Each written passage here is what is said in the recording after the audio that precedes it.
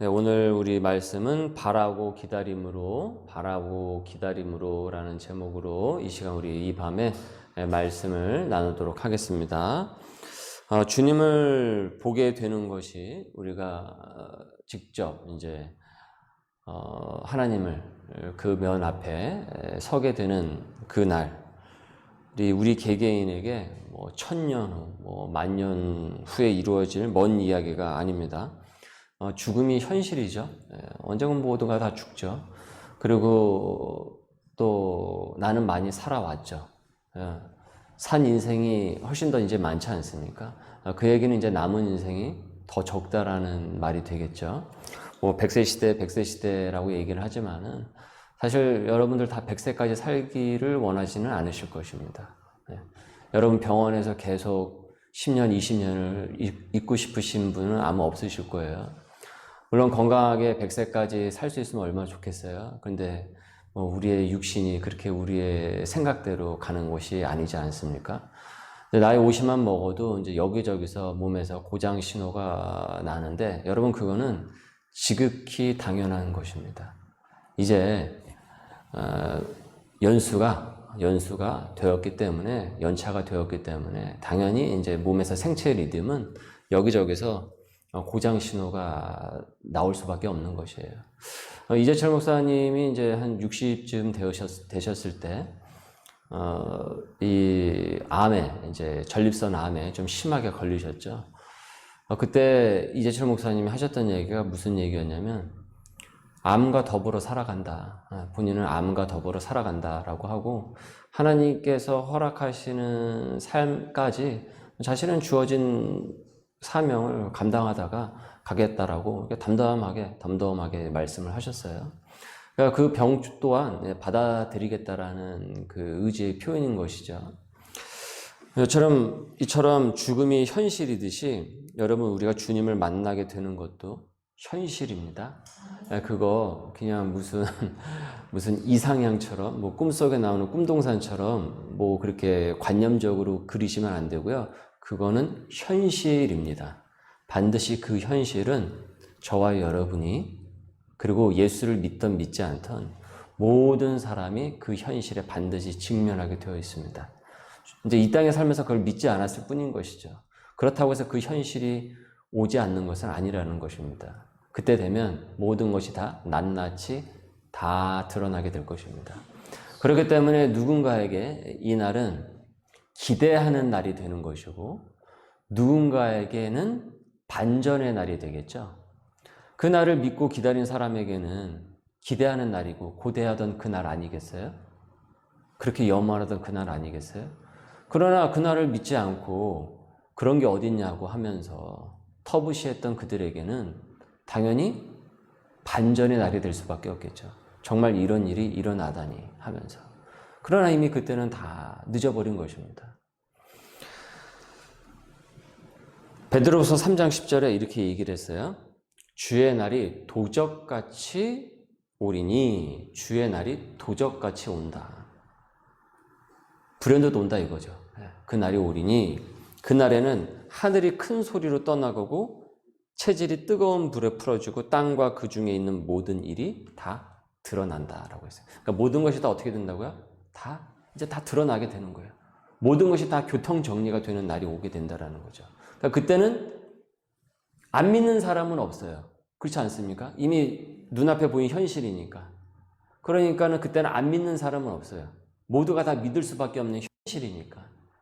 그 현실이 벌어지기 전까지 안 믿는 사람이 있을 수 있어도 정작 그 현실이 닥치게 되면 그날 안 믿는 사람은 없어요. 왜냐하면 현실이 보였기 때문에 부정할 수가 없는 것이죠. 그처럼 모든 일이 다 드러난다라고 했습니다. 다 드러난다.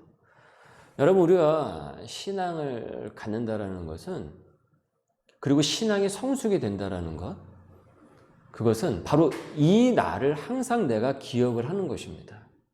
물론 우리가 이 땅에 살면서 생업의 환경에서 일도 하고 또 물질적인 간구 또 건강에 대한 간구 그리고 복에 대한 관계의 복에 대한 간구 이 땅에서 필요한 것에 대한 것을 우리는 하나님 앞에 간구를 하잖아요. 그것이 필요 없다라는 얘기는 아닙니다. 우리도 이 땅에 살아가면서 반드시 이 부분에 대해서 하나님께 간구해야 돼요. 그래서 뭐라고 얘기하셨습니까? 일용할 양식을 구하라. 일용할 양식을 구하라고 말씀하셨잖아요. 없으면 구하셔야 돼요.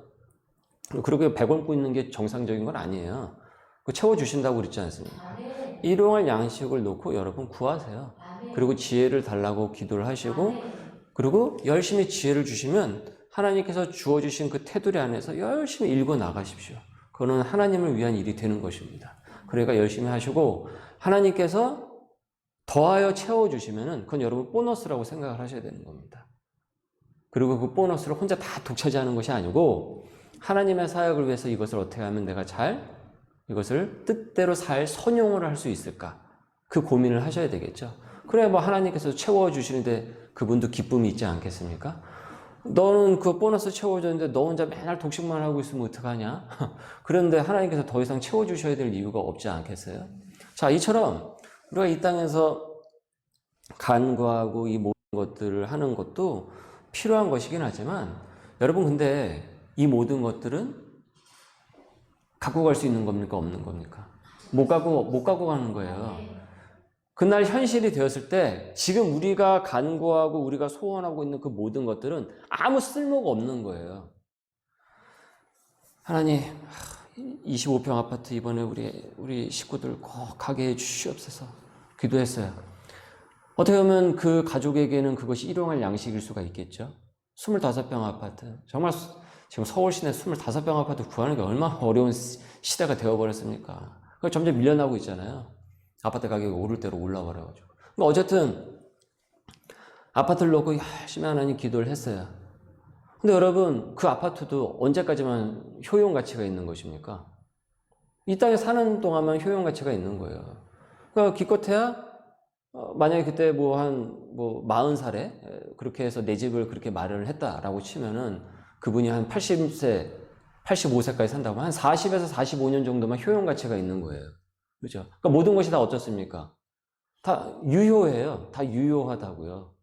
유통기한이 있단 말이에요. 지금 저와 여러분들 열정적으로 열망적으로 막 간구하고 하는 그 기도 제목들이 있지 않습니까? 그 모든 것이 다 유통기한이 있단 말이에요. 여러분, 하나님 앞에 하나님 면 앞에서 딱 섰는데, 심판대 앞에 딱 거기서 25평 아파트가 무슨 의미가 있습니까? 아무 소용 없는 거예요. 여러분, 거기서 무슨 병 낫게 해달라, 친구 관계의 복을 달라. 아무 소용 없는 거예요. 그 모든 건 다 이미 지나가 버린 것입니다. 이 땅에 살 동안만 필요했던 것이죠. 신앙의 성숙하고 하나님의 뜻에 대해서 훨씬 더 깊어졌다라는 것은 유통기간이 있는 것을 넘어서 영원한 것을 바라는 데까지 나아가는 것입니다. 만약에 한 교인이 이 선에서만 머물고 있다고 한다면 그는 진정 영원한 삶에 대해서 모르고 있는 거고 무지한 거고, 사실은 진짜 진리의 하나님을 모르고 있는 것이에요. 그 뜻이 어디에 있는 것인지. 주님께서 우리가 주님을 보게 될 때가 반드시 오게 되는데 그날이 도적처럼 온다고 했어요. 도적처럼. 집안에 도둑이 들 때 예고하지 않고 순식간에 들어닥치죠. 근데 이처럼 주님을 만나게 될 날도 우리도 그런 식으로 세월이 오게 된다는 겁니다. 여러분, 지금 2023년입니다. 2023년이에요. 여러분, 1990년 초반 즈음에 막 미래를 예상을 한 영화나 드라마 같은 거 보면 어떻습니까? 2023년이 까마득히 먼 시대처럼 우리에겐 보였잖아요. 막 자동차가 막 날아다닐 것 같고, 로봇가 서로 막 말을 하고, 로봇 가정부가 있고, 비록 그런 시대는 되지는 않았지만, 근데 지금 우리가 벌써 2023년이 되었어요. 여러분, 이 날이 불현듯 왔다라고 생각하지 않으세요? 야, 벌써 2023년이 됐네. 도적같이 왔죠? 도적같이 왔죠. 도적처럼 그 날이 오게 되는 것입니다. 그 현실을 우리가 맞이하게 된다는 거예요. 그렇기 때문에 우리 믿는 사람들은 바로 그 현실, 주님을 만날 그 현실, 그 날을 항상 준비하고 예비하고 대비하고 있어야 된다는 거예요. 우리가 이 땅 가운데서 일용할 양식을 놓고 기도를 한다고 할지라도 항상 우리의 영원한 목적을, 영원한 것을 잊어서는 안 된다는 것입니다. 자꾸 유통기한이 끝날 것에만 자꾸 우리가 목적을 두는 한 영원한 하나님의 나라를 모른 채 우리는 이 땅에서 그냥 살아갈 수 있다라는 거지. 그러다가 도적처럼 그 날을 맞이하게 된다라는 것이에요. 오늘 말씀에서 보니까 메시아 만나기를 기대하는 사람들이 나와요. 메시아 만나기를 기대하는 사람들이 나오는데 15절에 보니까 백성들이 바라고 기다림으로 모든 사람들이 요한을 혹 그리스도신가 심중에 생각하니 라고 했습니다. 오래전부터 구약시대에서 이 백성들은요, 메시아 탄생을 이미 이 구약성서에서 구약성경에서 예고를 했죠. 그래서 신약시대의 사람들은 이스라엘 백성들은 그때가 언제인지 정확하게는 몰랐지만 이 메시아가 올 날을 손꼽아 기다렸어요. 그날을 고대를 했다는 거죠. 그 현실이 오기를. 언제 올지는 모르지만. 그런데 이렇게 보니까 세례 요한이 저 성경에서 구약 성경에서 얘기했던 그 메시아 아니야? 너무나도 유사한 점이 많아 보였던 것이에요. 그래서 세례 요한을 그리스도로 착각을 했다라는 것입니다. 세례 요한의 모습이 너무나도 거룩하게 보여서 그랬는지 몰라도 혹시 저분이 오시기로 예언한 그 예수님이 아닌가라는 착각을 불러일으킬 정도로 세례 요한은 보통 사람들과는 다소 다른 분위기가 풍기는 사람이었다라는 것이죠. 사람들이 그런 세례 요한의 모습을 보고 막 칭송을 하는 거예요. 저 사람이 그리스도 아니냐. 저 사람이야말로. 게다가 또 세례까지 주니까. 그래서 그렇게 분위기를 막 몰아가려고 하는 그 찰나에 오해를 풀고자 세례 요한이 자신의 정체에 대해서 분명하고 아주 명료하게 얘기를 하고 있습니다. 나는 아니다. 그리고 진짜 메시아 되시는 예수님에 대해서 언급하기 위해서 이렇게 말을 하고 있어요. 16절입니다. 제가 읽습니다. 요한이 모든 사람에게 대답하여 이르되 나는 물로 너희에게 세례를 베풀거니와 나보다 능력이 많으신 이가 오시나니 나는 그의 신발끈을 풀기도 감당하지 못하겠노라. 그는 성령과 불로 너희에게 세례를 베푸실 것이다. 그러니까 당신들이 생각하기에 내가 세례를 베푸는 그와 같은 행위가 거룩하게 보여서 나를 그리스도로 착각을 하지만 사실 나는 메시아가 아니다. 당신들 크게 오해를 하고 있다. 나 이후에 나보다 능력 많으신 이가 오는데 그분의 신발끈도 풀어드리지 못할 정도로 어마어마한 분이시다. 그리고 물이 아닌 무엇으로요? 성령과 불로써 세례를 베푸실 분이고 그분이 바로 메시아다 라고 얘기하고 있는 거예요. 요한은 수많은 사람들의 인기와 칭송에도 불구하고 자신의 정체에 대해서 전혀 혼동하지 않고 괜히 자기가 또 나대가지고 자기가 마치 메시아이냐. JMS가 그런 식으로 하잖아요. 자기가 메시아이냐. 사실은 뭐 일어난 것도 없는데 몰아가니까 그런 분위기가 돼버리니까 어느 순간 그렇게 돼버린 것 아닙니까? 사람들이 모두가 다 혹세무민해가지고. 근데 명확하게 얘기를 하고 있죠. 자기를 부인하고 있죠. 여러분 이 시대에 진리를 쫓는 사람과 진리를 쫓지 않는 사람의 가장 가는 자는 무엇이라고 했습니까? 자기 부인이라고 그랬죠. 자기 부인. 자기를 부인하지 않으면 그는 올바른 성령 체험을 한 사람이 아닙니다. 거짓 체험을 한 사람인 거예요. 진정 성령 체험을 한 사람은 자신을 부인을 합니다. 그리고 누가 드러나요? 예수 그리스도, 우리 주님이, 하나님이 드러난단 말이에요. 그래서 얘기하잖아요. 나는 그의 신발끈을 풀기도 그럴 만한 자격도 되지 않는 사람. 자기를 부인하잖아요. 철저하게. 크리스찬이란 여러분, 주님 만날 날을 준비하는 사람입니다. 바로 그는 주님을 만날 날을 준비하는 사람이었다라는 거예요. 이 세례 요한이. 항시 그것을 잊지 않았다라는 거죠. 그렇기 때문에 그는 자신의 정체성을 조금도 혼동하지 않고 옆에서 와 하면서 막 열광을 하고 야, 저 사람이 진짜 메시아이냐? 우리가 고대하던 그 사람 아니냐? 막 히어로로 막 몰아가려는 그 분위기에 취하지 않고 자신을 적극적으로 자기를 부인을 하면서 오실 그리스도를 명확하게 드러내고 있어요. 그렇기 때문에 그는 이 주어진 생에 시간 낭비하지 않고 가볍게 보낼 수 있었던 것입니다. 여러분, 그가 지금 어떻게 준비를 하고 있습니까? 주님 만날 날을 어떻게 준비하고 있습니까? 복음 전파죠. 복음 전파죠. 그리스도를 전하는 것이죠. 알리죠. 17절에 보듯이 나중에 주님께서 오시는데 그때 무슨 일이 일어나게 되냐 하면 알곡과 어떻게 된다고요? 쭉정이가 구분이 된다라고 했어요. 그래서 이 사실을 전하고 있는 거예요. 이와 같은 현실을 우리 모두가 인간이 직면하게 될 것이라고 이 얘기를 하고 있는 거예요. 이 복음 전파 안에 이 내용들이 다 들어가 있었던 것이죠. 농부들이 키를 가지고 걷어들인 곡식을 키질을 하면은 사람이 먹을 수 있는 알곡과 껍질밖에 없는 쭉정이가 나눠지게 되죠. 그리고 알곡은 곡간에 들어가고 쭉정이는 어떻게 되겠습니까? 불태워지게 됩니다. 쓸모가 없기 때문에. 마지막 날에 주님이 오시게 되면은 알곡과 쭉정이를 구분하시듯이 이렇게 온전한 하나님의 사람으로 살아갔던 선한 그 이와 그렇지 않은 이를 어떻게 된다고요? 구분을 하신다라는 거예요. 즉 천국과 지옥에 대해서 말씀을 하고 있는 것이죠. 사실 굉장히 어떻게 보면 무시무시한 말 아니겠습니까? 그래서 누군가에게는 상당히 이 말이 기분 나쁜 말로 들릴 수도 있을지 몰라요. 그런데 성경은 이것을 무엇이라고 얘기하고 있는 줄 아십니까? 좋은 소식, 복된 소식. 그래서 복음이라고 얘기하고 있습니다. 복음이 복된 음성 소식이라는 얘기잖아요. 여러분 18절을 보십시오. 또 그 밖에 여러 가지로 권하여 백성에게 좋은 소식을 전하였으나. 좋은 소식이라고 얘기하고 있죠. 이 알곡과 쭉정이 이 말씀이 어떻게 좋은 소식이 있겠습니까?